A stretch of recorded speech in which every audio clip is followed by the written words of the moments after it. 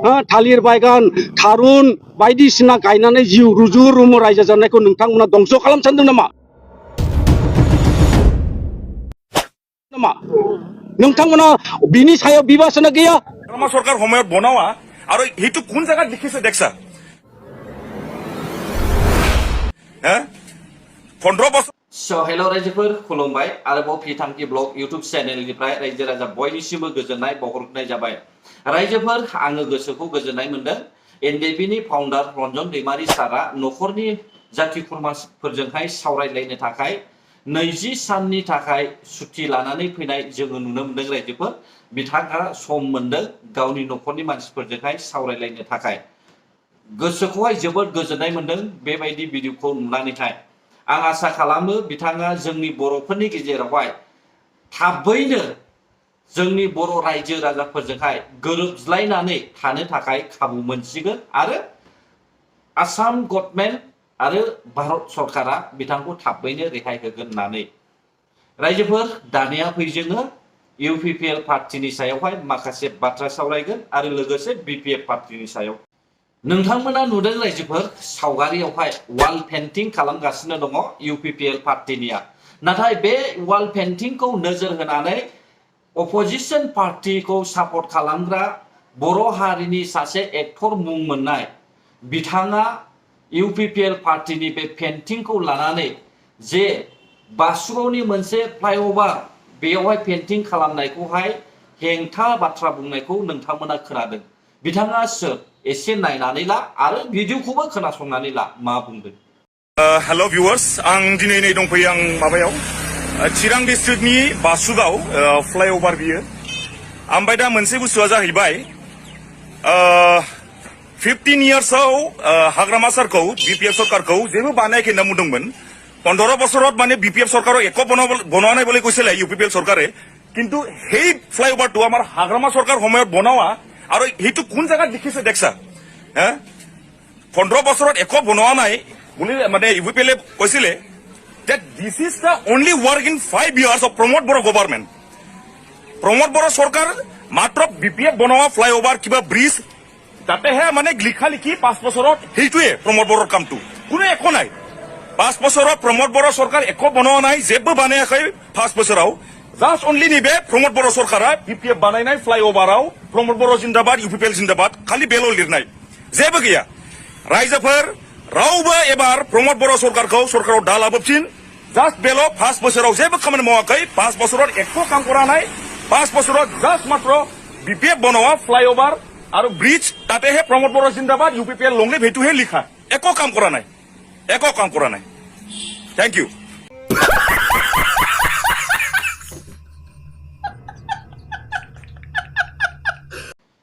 आं सानाखैमोन जे जन खारजिनि गोसोआ बेफोरबायदि होननानै। जन खारजिखौहाय आङो सानसेखालि सिख्ला खुदुमनायनि भिडिअ हगारनायखौ नायनानैनो आङो आन्दाज मोनखादों बिथाङा सासे खर' गाज्रि मानसिसो होननानै। फाइनालि जोङो नुनो मोनबाय जे बे बासुगावआवहाय बानायनाय फ्लाइअभार आरो सोरबा सोरबा लामाखौहाय हेंथा होनाय पस्टार लिरनो मोना बेफोरबायदि बाथ्रा बुंनाय जोङो फेसबुक पेज इउटुबावहाय नुगासिनो दङ। सोर जाम्बा बेलाय माबायदि आखुनि मानसि बेफोरबायदि मानसिया? दिनै बिसोरखौहाय आदुवा होनाब्ला सोरखौ आदुवा होननांगौ रायजोफोर? 2003 मायथाइयावहाय बिटिसि एकर्ड जाबाय 10 फेब्रुवारियावहाय। बिनि सिगां बिएलटिनि थाखाय जोंनि आबसुजों लोगोसे रायजो राजा सोमावसारबाय। बिनि खारनावहाय हाग्रामा महिलारिया सिब गसंनो मोनबाय। दा बिनि खेथ्रआवहाय भारत सरकारा हाग्रामा महिलारि सारनोहाय माखासे बर' रायजो राजानि थाखाय डेभेलपमेन्ट खामानिखौ मावनो थाखाय माखासे बिथोन हरबाय। दा नैबे फैसाखौ लानानै माखासे दालांबो बानायबाय लामाबो बानायबाय। अब्ला बियो गासैबो रायजो राजानि थैजों जुजिनानै मोननाय मोनफा मोनफा दफा नंगौना नङा रायजोफोर? बेखौ जायखिजाया सरकारानो फैया मानो बयबो बेयावहाय लिरनो हानाय माखासे मोन्थाय दङ। बयबो थाबायनो हानाय माखासे मोन्थाय दङ। मानो इसिबां जाम्बा नोंसोरलाय? मानो इसिबां बुर्बक? दिनै आं नुनो मोनदों सासे एक्टर मुं मोनलायनाय बर' हारिनि गेजेरावहाय जन खारजि बायदि मानसिया दिनैनि समावहाय ससियेल मिडियायावहाय गावनि आखल आखुजों लोगोसे गावनि इमेजखौबो खोमानानै लानायखौ जोङो नुनो मोनदों। दा बिसोरबायदि मानसिनाव मा नलेज दङ, मा साननो गोरों बेलाय?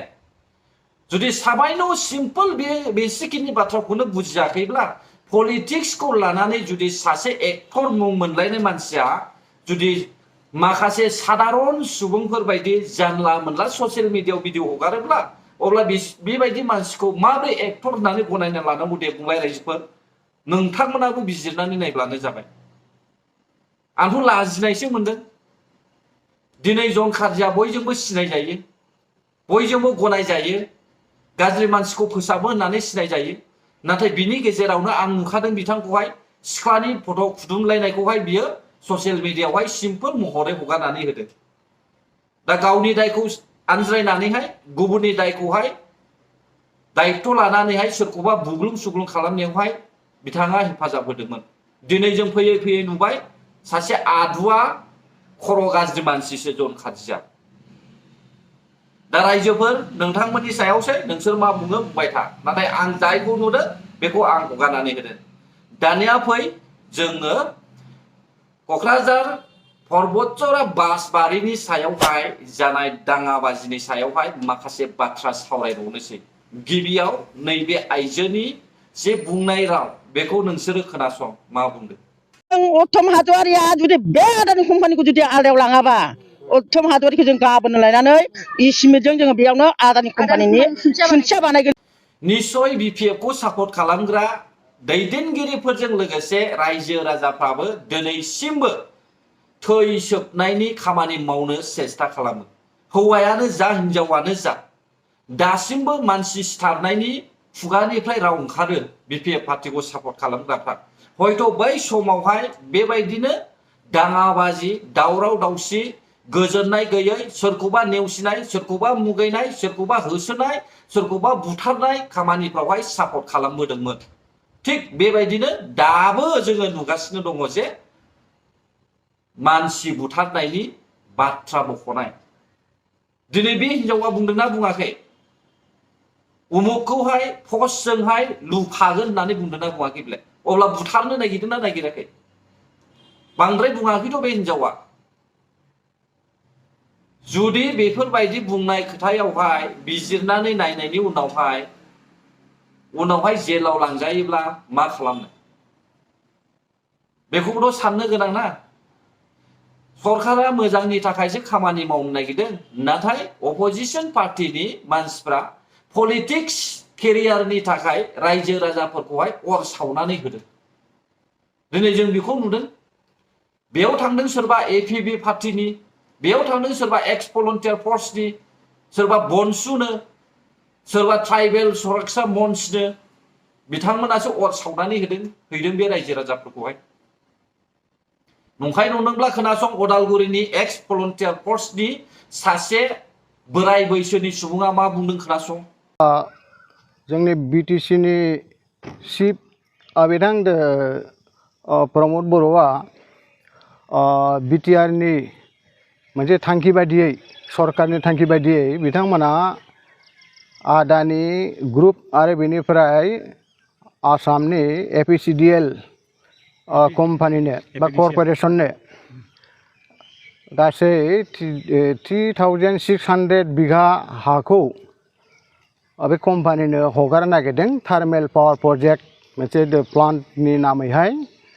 दा बेखौ जोङो गनायनो हायाखै आरो जोबोर सोमोनांदों। मानोना जोंनि बे परबतजरा ओनसोल बा बे बासबारि ओनसोलनि बे हा हुआ जोंनि ट्राइबेल बेल्ट एन्ड ब्लकनि हा आरो बेनिफ्राय बियो 6 सिड्युल ओनसोलनि हा। गतिके बे 6 सिड्युलनि हा आरो बे ट्राइबेल बेल्ट एन्ड ब्लकनि हाखौ बे रोखोम गोसोबायदि गुबुन हारिनो बा बेबायदि गुबुन कम्पानिफोरनि आखायाव बेबायदि हगारनाया जोंनि आयेननि बेरेखा। मानोना जोंनि ट्राइबेल बेल्ट एन्ड ब्लकनि आयेन मथे जिहेतु Assam land and revenue regulation act 1886 नि आरो बेनिफ्राय 10 चेप्टारनि जितु आयेन दङ, बे आयेनखौ सिफायनाय जादों। जों खोनादों बिथाङा APDCL नि जायगायावहाय APCDL होननानै बुंदों मा APCDL खनसेल' नङा जोबजासे बार बे APCDL खौनो बुंदों आसामाव महाय APCDL दङ एसे आंनोबो फोरमायहरलाय मा बेयो APCDL जेरावहाय जोङो मिथिनो मोनो जे APDCL सो हा बेयो जाहैबाय आसाम पावार डिस्ट्रिबिउशन कारेन्ट लिमिटेड दा बेखौ मा बुंखो बेयो APCDL मा खर' दं बेहालाय मा साननाय दं बे बोरायनावहाय जुदि APDCL खौनो बुंनो रोङाब्ला रायजो राजानि सिगाङाव ससियेल मिडियायाव मा गियान होनो बेलाय नोंथांमोनाबो सान नंथारै बाथारै साज्रां साननानैहाय रायजो राजानि सिगाङाव ससियेल मिडियायाव बाथ्रा होनानै लाब गैया आदै मादैमोन नोंनि फिउचार नोंनि फिसाजो नोंनि फिसाज्लाफोरनि थाखायबो सान नोंसोरलाय बोरायबाय बुरैबाय थैनायनि सम सफैबाय बावला नाथाय नोंनि जे फरायगासिनो दं फिसाजोफोर जे फरायगासिनो दं फिसाज्लाफोर बिसोर फिउचारनि थाखाय सान गावनि फिसाफोरखौहाय जानला मोनला जाथारि नलेजफोरखौहाय दाहो दिनै जों गासैखौबो नुगासिनो दङ अनजालि दैमारिलाबो बेनो एक्स भलन्टियार फर्सलाबो बेनो सोरबा बनसुलाबो बेनो एखे बिसोरो एकमात्र पलिटिकेल केरियारनि थाखायल' जुजिगासिनो दङ नंखाय नंदोंब्ला बिक्रम दैमारि आरो बनसुनि सासे दैदेनगिरि बिथांमोननि गेजेरावहाय मा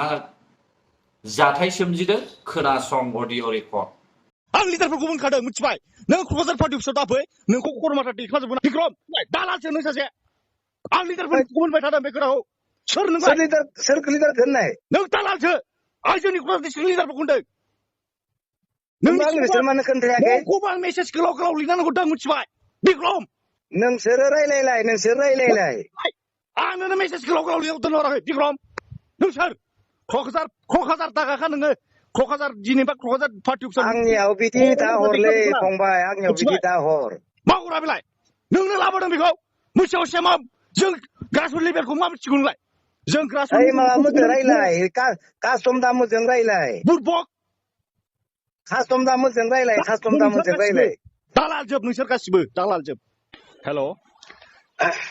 हेल' बिक्रम सार औ आं डेभिड क'क्राझार डिस्ट्रिक्टनि भाइस प्रेसिडेन्ट आं BSU नि औ आं नोंजों मोनसे खोथा रायलायनो माने खोनासंजोब आरो दे न' डाउट दुफाङा जयनिं जाबाय नोंसिनि थ्रुयै औ आं जास्ट लुगैदोंमोन इउनिभार्सिटि इलेक्सनाव जोंहा मोनसे दुखु मोनलायनाय जादों नालाय जों जेब्ला इउनिभार्सिटि इलेक्सनाव जों क'क्राझार डिस्ट्रिक्टनिफ्राय जोङो खालामदोंमोन स्टुडेन्ट इलेक्सनाव बे टाइमाव दुफाङा UPPL निफ्राय फैसा लायै गारि गुन्दा फिसै जोंनि गारि थारि बुख्रुजोबदों जेबो नङा दा बे BPF फैबाय नांगौ आं बेखौबो नाङा होनाखै नांगौ जोंनो भटार जानांगौ बाट आंनि लुगैनाया मा जयनिं जानायनि सिगां जों क'क्राझार डिस्ट्रिक्टजों खेनसे लोगो हमनानै एपलजाइज बिजानो लुगैदोंमोन आं मानो बुङाखै नों होमबा आं लिडारफोरखौ बुंखादों मिथिबाय नों क'क्राझार पार्टी अफिसाव दाफै नोंखौ खरमाथा दैखांजोबगोन बिक्रम दालालसो नों सासे आं लिडारफोरखौ बुंबाय थादों बे खोथाखौ सोर लिडार होननाय नों दालालसो आं जोंनि क'क्राझार डिस्ट्रिक्ट लिडारफोरखौ होनदों नोंसोर मानो खोन्थायाखै नोंखौबो आं मेसेज गोलाव गोलाव लिरनानै हरदों मिथिबाय बिक्रम नोंसोरो रायलायलाय आंनो मेसेज गोलाव गोलाव लिरना दोनहराखै बिक्रम नों सोर क'क्राझार दागाखा नोङो क'क्राझार जेनेबा क'क्राझार पार्टी अफिसाव आंनियाव बिदि दा हरलै फंबाय आंनियाव बिदि दा हर मा हरा बेलाय नोंनो लाबोदों बेखौ मोनसेयाव सेमा जों ग्रासरुट लेभेलखौ मा मिथिगौ नोंलाय जों ग्रासरुट माबामोनजों रायलाय कास्टम दामोजों रायलाय बुरबक कास्टम दामोजों रायलाय दालाल जोब नोंसोर गासिबो दालाल जोब नोंसोर फैनायखौ लुबैया होमबा फैनायखौ लुगैयो एपलजाइज लुगैदों जोंनो नोंसोर मोजाङै रायलायलायबानो जायोना मा आं दिनै गोसो गाज्रिबा 200 जन लांनो हायो आं BJP UPPL आव मिथिबाय लांनो बिदि नङालै भाइ बिदि नङा बिदि खालामो नामा फंबाय बिदि खालामनाङा बे भइस रेकर्डिंआ भाइरेल जागोन बिक्रम लांनानै देखायनांगौ नामा धामा बिदि नोंसोर मानो बिदि सानदो बिसोरखौ लाना फैनोसो नांगौ एपलजाइज लुगैदोंमोन आं मानोथो आंखौ बुङाखै सिगाङावलाय बुंबानो जायोमोन ना मोजां लिरनानै हरखादों मेसेजखौ फरायफिन बिक्रम आं दिनै बिदि मेसेजआ थायालै नोंसोर आंखौ लोगो हमना मोजां बुंबानो जायो मा जायोब्ला आंखौ दाहाय लोगो हम दे टाउनाव दानो नोंसोरखौ बुंनाय डिस्ट्रिक्टआव क'क्राझाराव देलाय बुंलाय बुंदों आदा सोरखौ बुंदों आङो होमबा बिसोरो मानोथो मोजां जोंनि रायलायाखै सेन्ट्रेल बिसिनि प्रेसिडेन्टखौ बुंदों आङो बे रेकर्डआ भाइरेल जागोन दाहाय आंखौ लोगो हमाबा दाहाय लोगो हमबा लोगो हम होनखाबाय आं फैबायलै फंबाय नों मा खालामो आं मिथिया लांजान राजिदा बिपिएफ निफ्राय इउपिपिएल नङाबा बिजेपिआव नाय मारनो दे नोंसोरो मोजां रायलायलाय खोनाबाय दा दिनैनि समावहाय बिक्रम दैमारि बिथांखौहाय बनसुनि सासे सुबुङा खर' बुदलानो नागिरदों मानो बुदलानो नागिरदों थगायसुला थगायज्लायदों गावजों गाव थार खामानिखौ मावलायाखै इउपिपिएल पार्टिखौहाय बदनाम खालामनो थाखाय सेस्था खालामदों दिनैहाय बनसुनि बे सुबुङा बुंदों सासे मानसिया नोंथांमोना खोनाखादों आं नामबो बुंला बिथाङा बुंदों जुदि गोसो जायोब्ला 200 जन 250 जन इउपिपिएल आवहाय बिपिएफ आरो बिजेपि पार्टिनि मानसिफोरखौहाय लाबोनो हायो नाथाय बिक्रम दैमारिया बादा होदों रिक्वेस्ट खालामदों बिक्रम दैमारिखौ खर' बुख्लानो नागिरदों अब्ला खोनाबाय दा बेसेबां सिङाव कारापसन दङ बिसोरनि थाखाय माबायदि कारापसन सोलिगासिनो दङ बिपिएफ पार्टिया अब्ला रायजोफोर भिडिअआ बेसेखिनियानोमोन गोजोन्थों जायफ्रा आंनि भिडिअखौ जोबजासे नायबाय बर' हारि जय जाथों जय बर' हारिनि